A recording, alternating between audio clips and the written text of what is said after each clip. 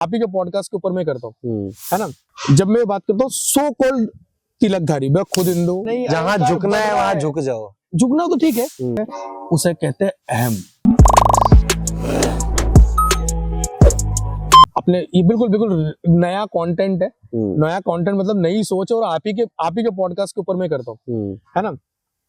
अभी है ना, जब मैं बात करता हूँ सो कॉल्ड तिलकधारी, मैं खुद हिंदू, मैं खुद एक गर्वित हिंदू हूँ, लेकिन मैं क्यों बोल रहा हूँ सो कॉल्ड तिलकधारी, क्योंकि उन्हें नहीं पता राम का अर्थ क्या है, सही बात उन्हें है। नहीं पता हनुमान का अर्थ क्या है, सही बात है ना।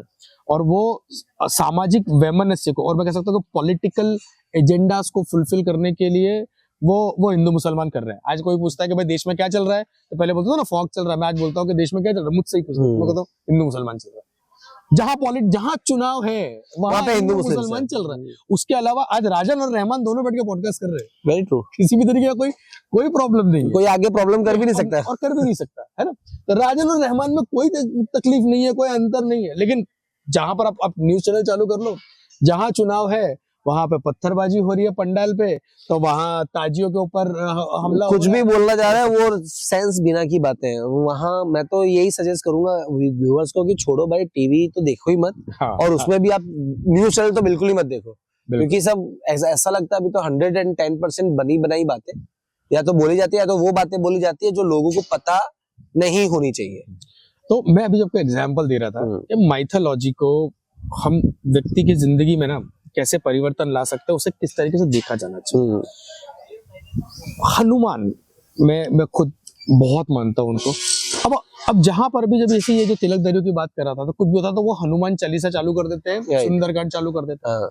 मैं उनसे पूछता हूँ और मैं यहाँ पे चैलेंज करके बोलता हूँ, मुझे एक ऐसा व्यक्ति आ जाए और मुझे बता दे सुंदरकांड का अर्थ क्या है। कमेंट करना, अगर कमेंट कर दिया अर्थ क्या है, अगर कमेंट कर दिया और सही लग गया तो विल डेफिनेटली हम तीनों एक ही जगह बैठ के बात करेंगे इसी टॉपिक पे। क्योंकि ये जो सुंदरकांड जो है ना, सुंदरकांड को समझने के लिए दोस्त आपको अपनी बुद्धि की, आपको आपकी आत्मा की शुद्धि चाहिए।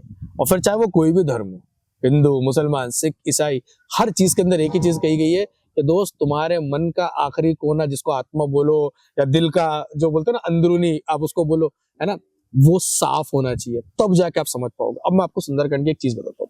अभी आपने बहुत अच्छी बात करी कि लोग खाना नहीं देने जाते और खाना देने जाते हैं, तो वहां से याद आई मेरे को बात, तो उसमें भी 100 फोटो खींच लेते भाई, है ना। अब मैं आपको सुंदरकांड का अर्थ बताता हूँ। सुंदरकांड क्यों बोलते हैं लोग को सुंदरकांड पढ़ा करो या सुंदरकांड का पाठ क्या करो। सुंदरकांड का पाठ इसलिए नहीं कि तुमको कोई ऊपर से हनुमान एनर्जी दे देंगे या कोई ईश्वर ऊपर से एनर्जी दे देंगे।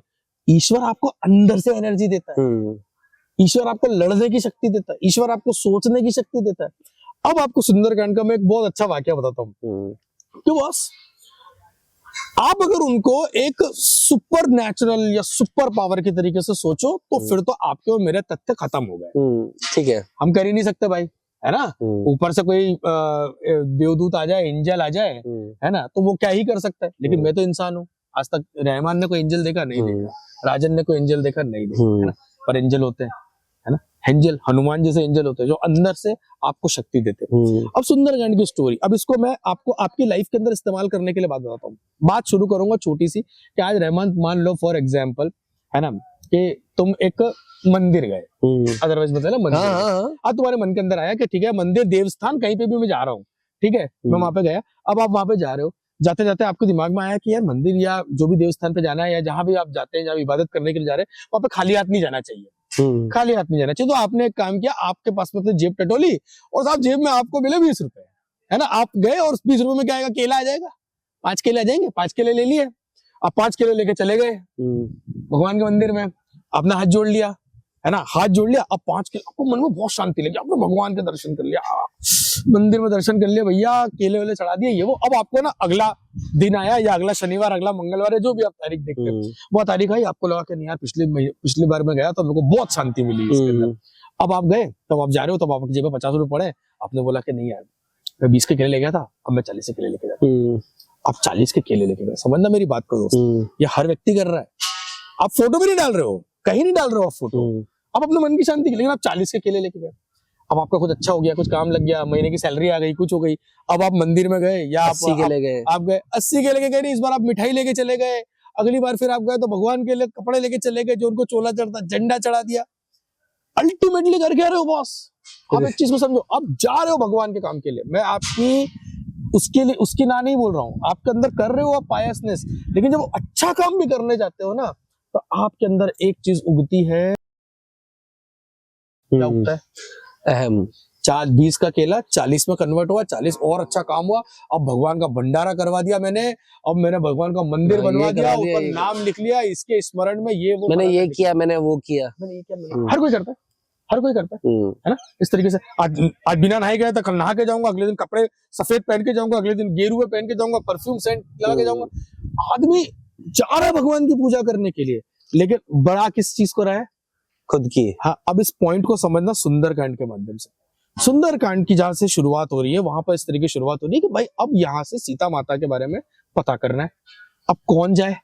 Who is having the power? सबको डर लग रहा है, भाई ये इतना बड़ा समुद्र कौन कूदेगा? हनुमान को भी, हनुमान चुपचाप एक कोने में बैठे हुए हैं, हनुमान एक तरफ कोने में बैठे हुए सोच रहे हैं। तो वहां से जामवंत देखते हैं, और जामवंत देखते बोले कि यार बॉस, ये है बंदे के अंदर पावर।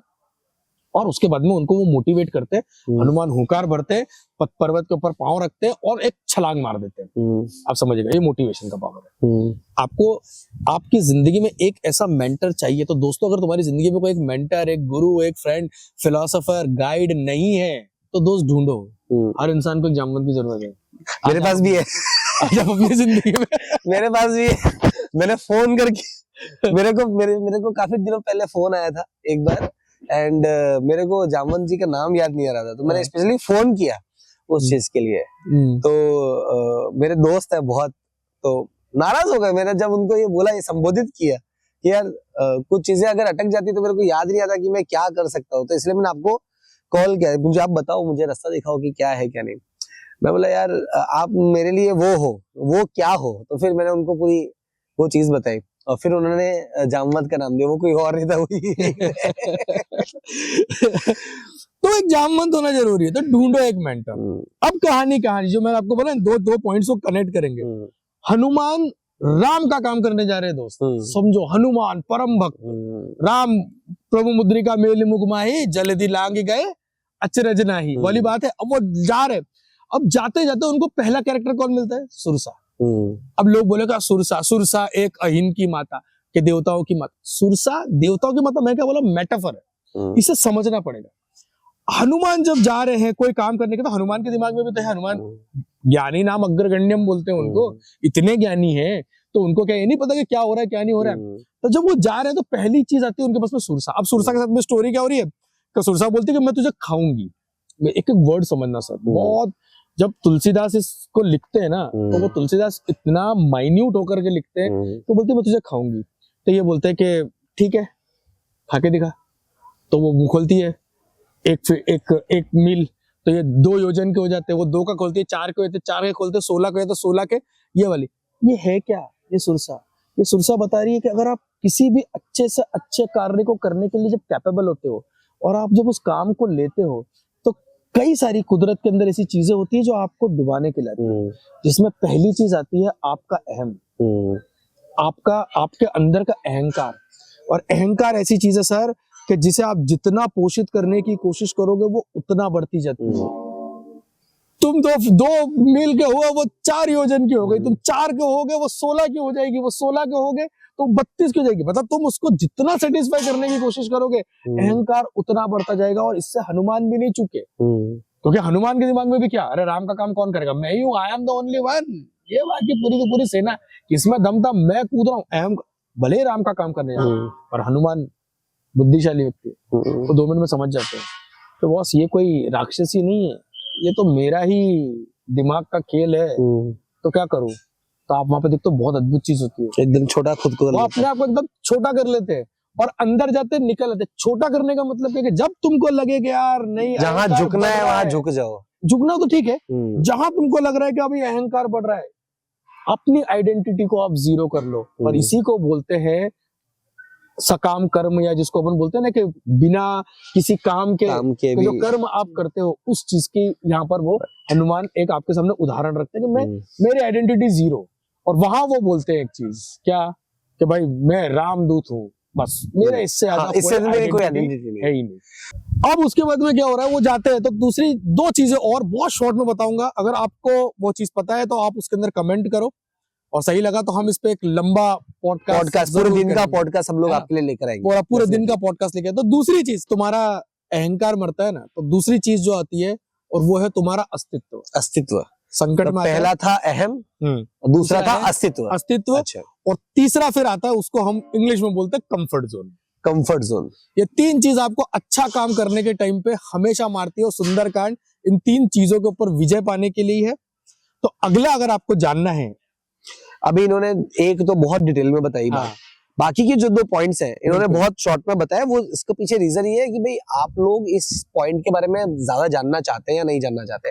अगर जानना चाहते हो डिटेल में तो कमेंट करो। अगर कमेंट करते हो, 2-3 क्वेश्चन तो ऑलरेडी आपको पूछ चुके हैं, कमेंट करो। अगर कमेंट करते हैं तो डेफिनेटली इनको दोबारा बुलाया जाएगा, और इनके सामने फिर मैं नहीं बैठूंगा, किसी ऐसे पंडित को बैठाएंगे जो कटाक्ष रूप से थोड़ा और मजा आएगी। मजा आएगी। Let's meet in next time हमारे अगले पॉडकास्ट के अंदर। लेकिन इस वीडियो को देखो, इसके अंदर से क्या क्या लर्निंग्स आपने ली और आप अपनी लाइफ को कैसे आगे बढ़ा सकते हैं। इसमें अगर कोई भी डाउट्स हो, अगर आप संदील राजन जी से कुछ पूछना चाहते हैं तो आप कमेंट बॉक्स में कमेंट कर सकते हैं। साथ ही साथ में इनके यूट्यूब चैनल का लिंक भी नीचे डिस्क्रिप्शन में डाल दूंगा, ताकि आप उनको भी रेगुलरली सुन पाए। सो मिलते हैं जल्दी अगले वीडियो में। Thank you so much. Thank you, नमस्कार। उसे खुद पे था यकीन, कोई और नहीं था, वो मोटिवेशन की मशीन। शुरू किया जब सफर, उसके साथ था हुनर, था वो सेल्फ मोटिवेटेड, अपने सपनों की फिक्र।